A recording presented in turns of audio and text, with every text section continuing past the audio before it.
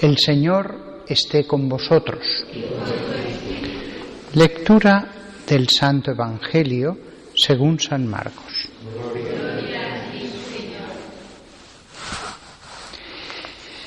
En aquel tiempo enseñaba Jesús a la multitud y les decía: cuidado con los letrados, les encanta pasearse con amplio ropaje y que les hagan reverencias en la plaza. Buscan los asientos de honor en las sinagogas y los primeros puestos en los banquetes, y devoran los bienes de las viudas con pretexto de largos rezos. Esos recibirán una sentencia más rigurosa. Estando Jesús sentado enfrente del cepillo del templo, observaba a la gente que iba echando dinero. Muchos ricos echaban en cantidad. Se acercó una viuda pobre y echó 2 reales.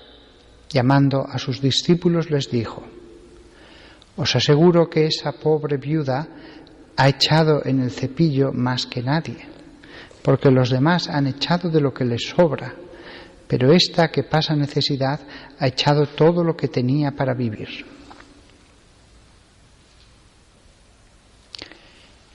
Palabra del Señor.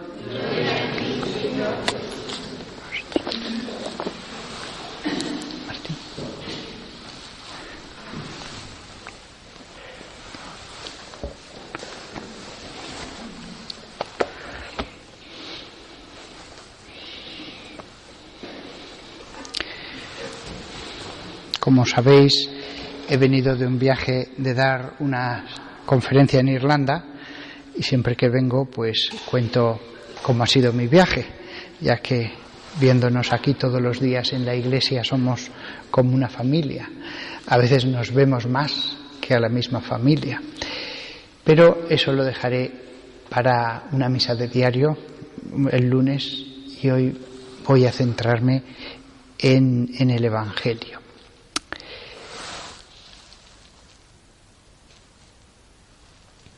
Y en la enseñanza de él, Jesús dijo: tened cuidado de los escribas. Literalmente dice eso el texto griego, y en la enseñanza de él, es decir, es una enseñanza de nuestro Maestro, el que tengamos cuidado de lo que eran los escribas. Es muy interesante esto porque forma parte de lo que hemos aprendido del Maestro, el que sabiendo lo que era un escriba en esta época, tengamos cuidado. Ese no es el camino. Forma parte los escribas forman parte del Evangelio. Los escribas, ¿quiénes eran ellos? Será explicado generación tras generación hasta el fin de los tiempos, para que veamos los peligros en los que nosotros no debemos caer. Tened cuidado de los escribas, dijo Jesús. Y en concreto, acerca de qué se nos pide que tengamos cuidados. Pues se nos pide que tengamos cuidados de 3 cosas. Los escribas están deseando andar alrededor, eso es lo que significa el verbo exacto griego, es decir, no andar de un trayecto a otro, sino andar alrededor, pasear, ir por la ciudad, por donde sea, con vestiduras. No se especifica qué vestiduras es, pero evidentemente eran vestiduras amplias, eran vestiduras ricas, eran vestiduras verdaderamente que les señalaban. Deseando andar alrededor con esas vestiduras y recibir saludos en los mercados, los primeros asientos en las sinagogas y en las cenas, y devorando las casas de las viudas. Es decir, la enseñanza de Jesús nos hace tener cuidado de la soberbia, de la búsqueda de la preeminencia y de la codicia del dinero. Es verdad que cuando leemos estos pasajes nos sentimos especialmente llamados por esta palabra de Jesús aquellos que ahora ocupamos el lugar de los escribas. Aquellos que ocupamos el lugar de los escribas, y además porque también nosotros llevamos unas vestiduras distintas, no solo en los actos litúrgicos, sino también en la calle, la sotana, por ejemplo, que llevo yo.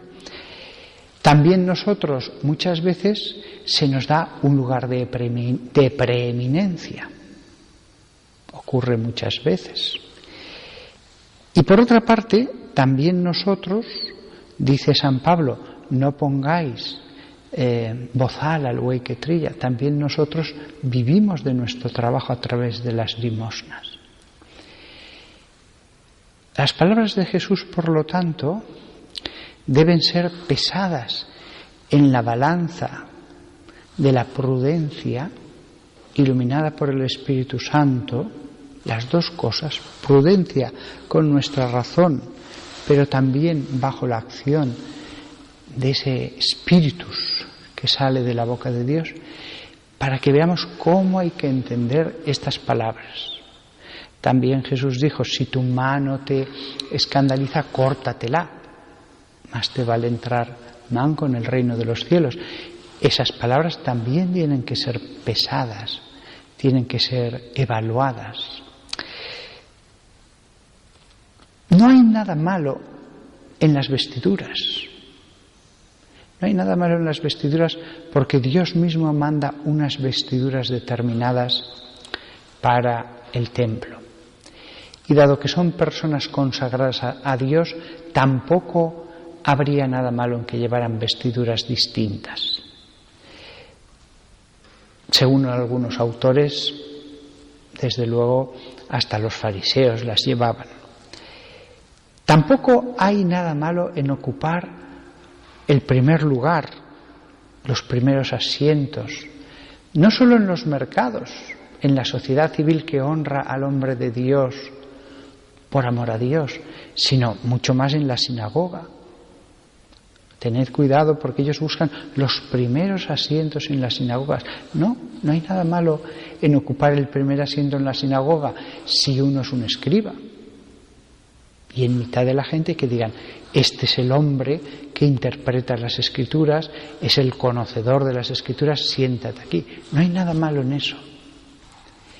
De lo que nos está advirtiendo el Señor, y así lo han entendido todas las generaciones desde la época del Maestro, es cuando uno busca estas cosas con especial codicia, la codicia de la preeminencia de esos lugares, el vestirme de esta manera para ser aclamado, para ser elogiado. Y por supuesto la más clara de todas, la codicia del dinero. Ellos que dicen andan devorando las casas de las viudas. Ya no es que ellos pidan o reciban una limosna, sino que están devorando enteramente el patrimonio de estas viudas con la excusa de largas oraciones. O sea, si os fijáis, estos pasajes, estos tres elementos de este pasaje, deben ser meditados a la luz del Espíritu. Deben ser entendidos como fueron entendidos en las primeras generaciones. Necesariamente tiene que ser así, porque casualmente las tres cosas que dice Jesús aquí no son malas en sí mismas. Y honrando al escriba y dándole un asiento especial, ya no solo en la sinagoga, sino incluso en la sociedad, en el mercado, lo hacemos por Dios, no por él. Ponemos delante a Dios que, por ejemplo, el poder del dinero. ¿Alguien debe tener un asiento preeminente? Pues que lo tenga, por lo menos que lo tenga él, el escriba, antes que simplemente el que tiene muchas tierras. Si se hace en este sentido, seguro que Jesús no hubiera dicho nada en contra. Es muy interesante también, muy interesante, el que diga Jesús escriba. Porque lo único que sabemos de un escriba es el que se sentaba a escribir, lo cual era verdaderamente una especialidad, un oficio. Poca gente sabía escribir bien, más allá de unos mínimos garabatos. Incluso escribir pocos. San Pablo no escribió las cartas, menciona que tenía su secretario.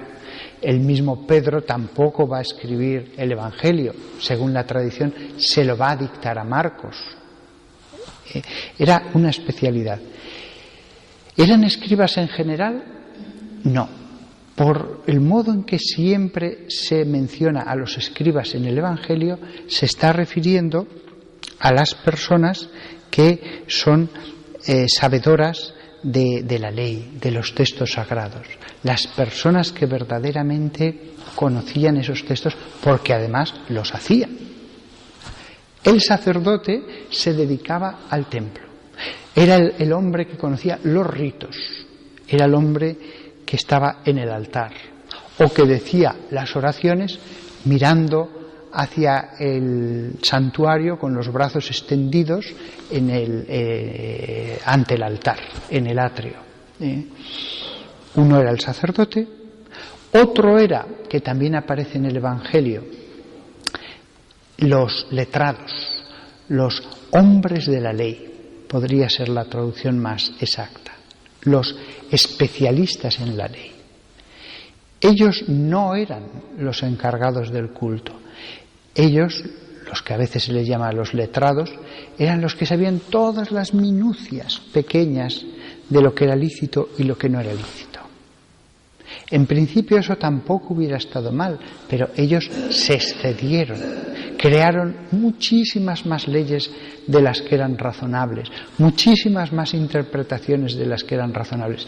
Es cierto que toda ley santa y buena de la Biblia puede alguien decir: maestro, ¿cómo entendemos esto? Y requiere una explicación. Pero también es cierto que eso puede llevarse hasta el exceso, que se puede hacer un vicio de ello, que se puede deformar el mismo espíritu de la ley con ello. Y esto es otra de las cosas que hicieron. Fijaos que allí donde se predique el Evangelio, se nos advierte no contra los sacerdotes en general, sino contra aquellos sacerdotes en concreto, que a través de las acciones sagradas del templo solo buscaban su propio interés. Se nos advierte contra los letrados, los hombres de la ley, no por ser hombres de la ley, sino porque realizando ese trabajo consiguieron hacer pesada la carga sobre las almas. Y se nos advierte contra los escribas, porque ellos, que debían conocer muy bien los textos sagrados, ellos, en vez de vivificarse con esas escrituras, lo que al final hacen es rechazar no solo lo que Dios quiere con sus vidas, sino hasta el mismo Mesías cuando por fin vino. Forman parte del Evangelio los sacerdotes, los escribas y los letrados. Y añadiría los fariseos. Realmente no queda claro si los letrados son los fariseos o los letrados eran los más altos fariseos que estaban en el templo y también en el Sanedrín. No queda claro si son sinónimos o si es un grupo dentro de los fariseos. En cualquier caso, tened cuidado. Pero no significa que todas estas cosas sean malas por sí mismas. Hubo buenos sacerdotes, buenos escribas, buenos fariseos, buenos letrados. Y especialmente, yo leía hoy, otra vez, lo había leído más veces y siempre es un placer, la tradición que se ha desarrollado para ser un buen escriba, un buen calígrafo de la ley hoy día. no está en la ley, pero es una serie de normas que se han ido creando con el tiempo. Tampoco sabemos si existían en esa época. Quizás no, probablemente son desarrollo posterior, pero demuestran el cariño que debía haber tenido un escriba por la ley, por la palabra física, por la materialización material, concreta, de la palabra de Dios. Y yo lo leía, y allí se hablaba en los textos que he leído, han sido varios, como el escriba tenía que ser un hombre que conociera de verdad los escritos sagrados, la importancia que se le daba a escribir sin cometer errores, de transmitir sin añadir, la conciencia que se tenía en ese mero acto de escribir, de preparar el pergamino, de unir las distintas hojas, la conciencia que se tenía de estar elaborando un texto sagrado. Sobre todo, cómo se les inculcaba y se les inculca que un escriba debe ser un hombre temeroso de Dios, una persona pía, dedicada a la santidad de ese volumen que está reproduciendo. Cómo no debía confiar en su memoria, sino que debía copiar, palabra por palabra, de un texto correcto. Nosotros no seguimos esas tradiciones, nosotros vamos al Espíritu, no seguimos acumulando leyes, por ejemplo, para cómo hacer la Biblia, pero sí que podemos extraer enseñanzas del modo en que un escriba hoy día a mano hace la Torá. Porque también nosotros, los nuevos escribas de la nueva alianza, debemos transmitir sin añadir, transmitir con fidelidad, no cambiar nada, el depósito de la fe que envuelve las Escrituras. Qué fácil es ir más allá, qué fácil es anteponer las opiniones personales a la explicación lo más fiel posible de las palabras de Dios. Leía yo el respeto que tenía que tener un escriba, especialmente ya no por todo el rollo entero que le duraba meses el copiarlo, sino por el texto y especialmente por los nombres de Dios que se contenían en el texto. Cada vez que lo copiaba se tenía que hacer consciente el nombre de Dios, que representa a Dios mismo. Es un modo de honrar al Dios invisible a través simplemente de unas letras. Debe ser ese texto, decía los maestros de los escribas, escrito con la mayor pureza y devoción.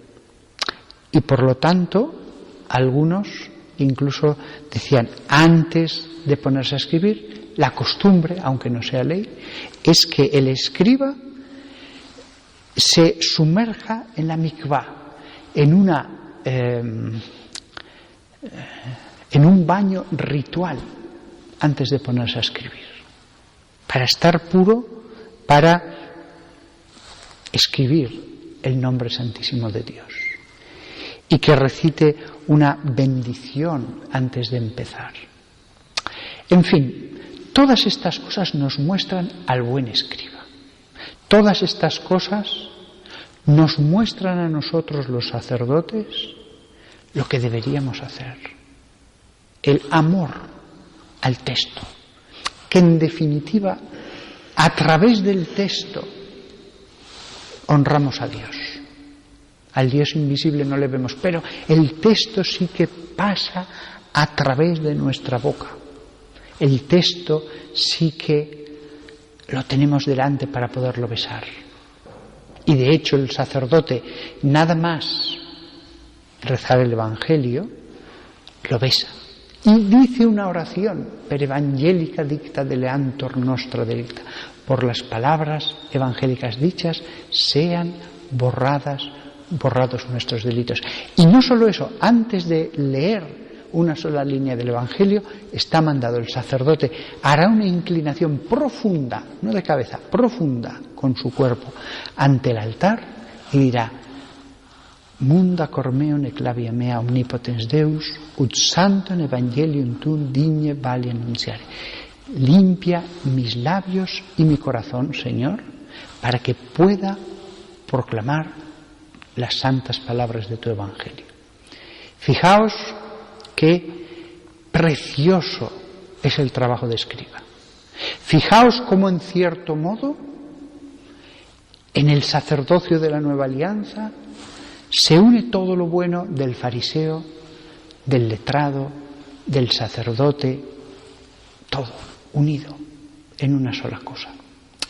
Nada más que evitemos los peligros de estas funciones sagradas, que vosotros mismos laicos veáis lo grandioso que es el que tengáis un escriba que os dé como un alimento la Escritura, sea el escriba mejor o peor, por malo que sea el predicador, Dios trabajará a través del escriba, hablará a través del escriba y os alimentará a través de él, sea mejor o peor el que esté ahora mismo aquí en el ambón donde estoy yo.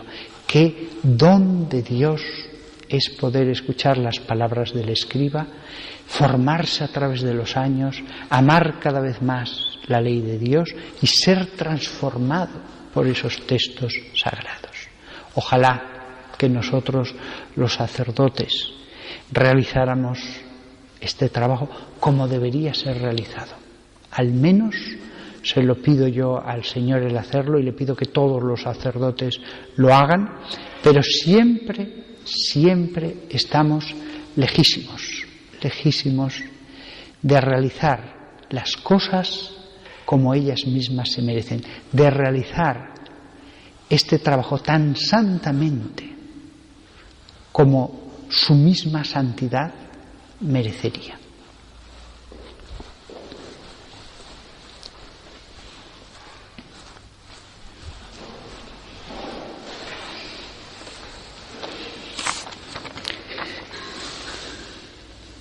Creo en Dios, Padre Todopoderoso, Creador del cielo y de la tierra.